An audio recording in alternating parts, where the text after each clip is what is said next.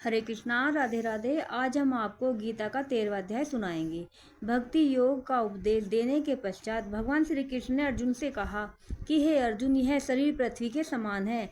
जिस प्रकार खेत में बोए हुए बीजों का उनके अनुरूप फल समय पर प्रकट होता है, उसी प्रकार जीवन में किए गए कर्मों के संस्कार रूप बीजों का फल भी समय पर मिलता है। इसलिए शरीर को पृथ्वी अथवा भूमि ही समझे। जो प्राणी इस तत्व को भली प्रकार समझता है और जानता है, वही ज्ञानी कहलाने के योग्य होता है। हे कौन्तेय, प्राणी की देह को ही क्षेत्र कहते हैं।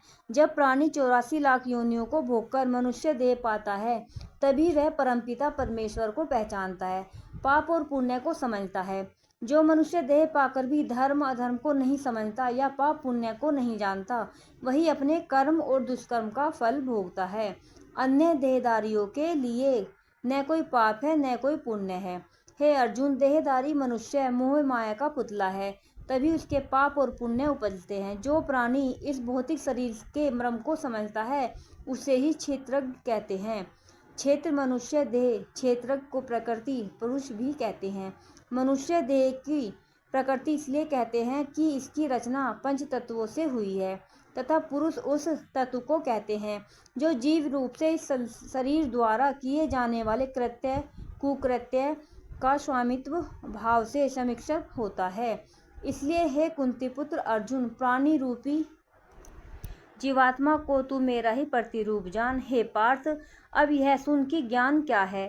पुरुष और पुरुष की प्रकृति को तत्व समझना ही ज्ञान है, यही सत्य है। हे अर्जुन, देह क्षेत्र का अस्तित्व किन विकारों के कारण है, क्षेत्रज्ञ का क्या महत्व है अथवा प्रभाव है, इस विषय में मैं तुम्हें बताता हूँ। इसे ऋषियों ने विभिन्न प्रकार से कहा, वेदों में भी तरह तरह से कहा गया है। पृथ्वी, जल, आकाश, वायु तथा अग्नि, ये पंच महाभूत हैं। अहंकार बुद्धि पृथ्वी का सूक्ष्म भाव, प्रकृति सत्व रज तम से युक्त 10 इंद्रियों, कान नाक आदि ज्ञानेंद्रियों, नेत्र जीव कर्मेंद्रियों एवं त्वचा पैर हाथ गुदा तथा मूत्र त्याग का मार्ग, सुख दुख कामना, देश व स्थूल देह, पिंड चेतना व धृति आदि से इस शरीर क्षेत्र की रचना होती है। जो इनके स्थल तथा इच्छा आदि से विकारों को जान लेता है, वही क्षेत्रज्ञ कहलाता है।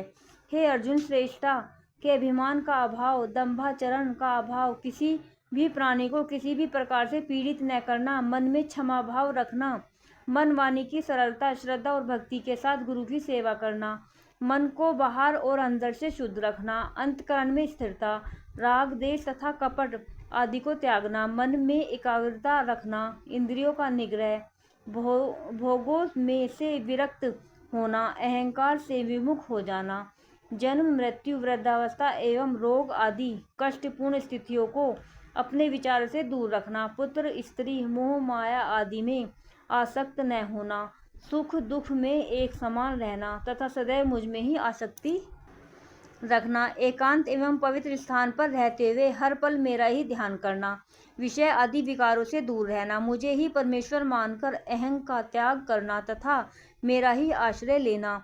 ऐसे कृत्यों से युक्त प्राणी में ही मुझे तत्व से जानने अथवा ज्ञान प्राप्त करने की भावना जागृत होती है।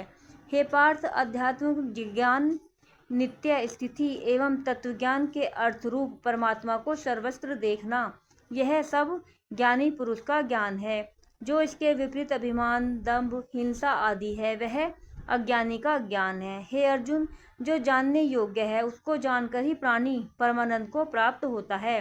आदि रहित परब्रह्मा अकथनीय होने के कारण न उसे सत्य कहा जाता है और न ही उसे असत्य कहा जा सकता है, परंतु वह सभी ओर से हाथ पैर वाला, सब ओर से नेत्र सिर और मुख वाला तथा सब ओर से क्षेत्र वाला, क्योंकि वह संसार में सबको व्याप्त करके स्थित है। हे अर्जुन, परमेश्वर आकाश वायु अग्नि जल और पृथ्वी का कारण रूप होने से संपूर्ण चराचर जगत को व्याप्त करके स्थित है। वह संपूर्ण इंद्रियों के विषय को जानने वाला है, परंतु वास्तव में वह सब इंद्रियां तथा आसक्ति रहित गुणों से अतीत हुआ भी अपनी योग माया से सबको धारण पोषण करने वाला और गुणों को भोगने वाला है।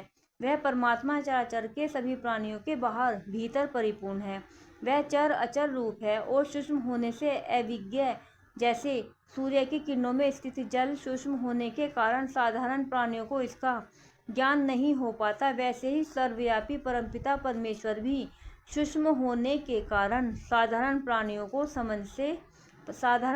की समझ से दूर रहता है। परमात्मा सर्वत्र परिपूर्ण और सबकी आत्मा होने के कारण अत्यंत समीप है, परंतु जो प्राणी श्रद्धा रहित एवं अज्ञानी है वे परमात्मा से बहुत दूर हैं, क्योंकि वे तो उसे जानते ही नहीं। हे अर्जुन, वह विभाग रहित एक रूप से आकाश से सदृश परिपूर्ण होकर भी चराचर के संपूर्ण प्राणियों में पृथक पृथक के सदृश स्थित प्रतीत होता है। हे अर्जुन, परमेश्वर का स्वरूप एक ही है। यही वह तत्व है जो विष्णु भगवान से सबका पालन करता है, शिव रूप से संहार करता है और ब्रह्मा रूप से सबकी रचना करता है। वही आत्म तत्व महाज्योति एवं त्रिगुणमयी माया से पृथक है। वह आत्म तत्व ज्ञान स्वरूप होने के कारण जानने योग्य तत्व है। उसकी प्राप्ति आत्मा का ज्ञान होने से ही हो सकती है। आत्मा हृदय में रहती है, जिसे चर्म चक्षुओं के द्वारा ही जाना जा सकता है। इसकी ज्ञान प्राप्ति के लिए तो दिव्य चक्षुओं की आवश्यकता होती है। हे धनंजय, मैंने तुझे यह क्षेत्र ज्ञान और परम पुरुष के स्वरूप के संदर्भ में संक्षेप में बताया है।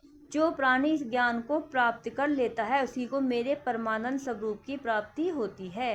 हे अर्जुन, प्रकृति अर्थात मेरी त्रिगुणमयी माया और जीवात्मा अर्थात क्षेत्रज्ञ, इन दोनों को ही तू अनादि जान तथा राग देश आदि विकारों से त्रिगुणात्मक संपूर्ण पदार्थों को भी प्रकृति के गर्भ से उत्पन्न हुआ जान, क्योंकि आकाश, वायु, अग्नि, जल और पृथ्वी तथा शब्द, स्पर्श, रूप, रस, गंध आदि का नाम कार्य है। हे पार्थ, कार्य और कारण की उत्पत्ति का मूल भी प्रकृति अर्थात मेरी ही माया है। जितने भी सुख अथवा दुख हैं उन्हें हर जीवित प्राणी भोगता है, परंतु परमात्मा की त्रिगुणमयी माया से स्थित प्राणी प्रकृति से उत्पन्न हुए सभी त्रिगुणात्मक पदार्थों को भोगता है। इन गुणों के साथ ही जीवात्मा के अच्छी अथवा बुरी योनि में जन्म लेने का कारण है। सात्विक गुणों वाला देव योनि में, रजोगुणों में से युक्त मनुष्य योनि में और तमोगुण वाला नीच योनि में जन्म पाता है। हे अर्जुन, आत्मा परम तत्व इस भौतिक शरीर में रहते हुए भी त्रिगुणों से निर्लेप रहता है। यह जीवात्मा के भले बुरे कर्मों का मात्र दृष्टा होता है।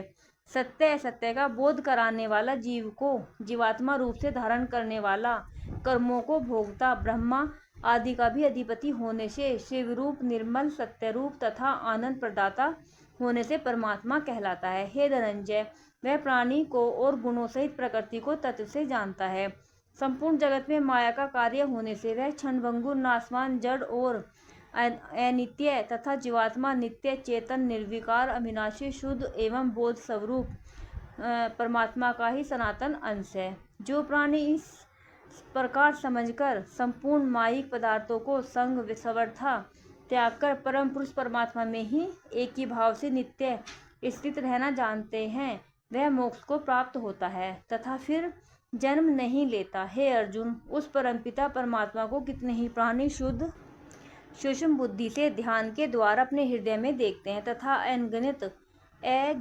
अनगिनत प्राणी ज्ञान योग के द्वारा देखते हैं। इसके अलावा ऐसे भी अनन्य हैं जो निष्काम कर्मयोग के द्वारा देखते हैं, परंतु जो प्राणी मंदबुद्धि वाले होते हैं वे स्वयं को इस प्रकार न जानते हुए दूसरों से अर्थात तत्व को जानने वाले प्राणियों से सुनकर ही उपासना करते हैं। वे उन प्राणियों के कहने के अनुसार ही श्रद्धा सहित मन को निर्मल करके साधना करते हैं तथा मेरी महिमा का गुणगान करते हैं। जो प्राणी मेरी महिमा को मात्र सुनकर ही संतुष्ट हो जाता है वह भी भव बंधन से निश्चय ही मुक्त हो जाता है।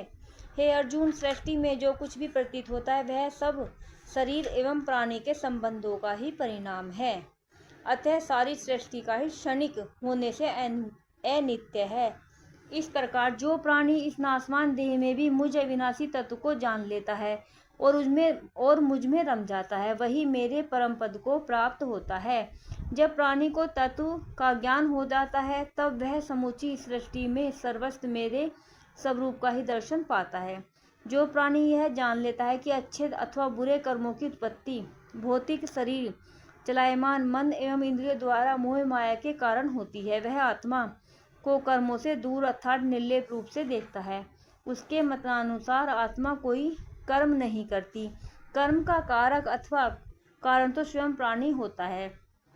जो मनुष्य इस गूढ़ रहस्य को समझ जाता है। सभी प्राणी परमपिता परमात्मा की इच्छा के परिणाम हैं। वह ब्रह्मा स्वरूप को जानकर मोक्ष पाता है। हे अर्जुन, अनादि और गुणातीत होने से यह अविनाशी परमात्मा देह में स्थित होते हुए भी वास्तव में न तो कोई कर्म करता है और न ही किसी कर्म में लिप्त होता है। जिस प्रकार आकाश सर्वत्र व्याप्त है, सारी पृथ्वी को ढके रहता है, लेकिन पृथ्वी से कभी मिलता नहीं, उसी प्रकार सर्वत्र देह में स्थित होकर भी आत्मा गुणातीत होने के कारण देह के गुणों में से लिप्त नहीं होती। जिस प्रकार एक ही सूर्य इस संपूर्ण ब्रह्मांड को प्रकाशित करता है, उसी प्रकार एक ही आत्मा संपूर्ण क्षेत्र में प्रकाशमान होती है।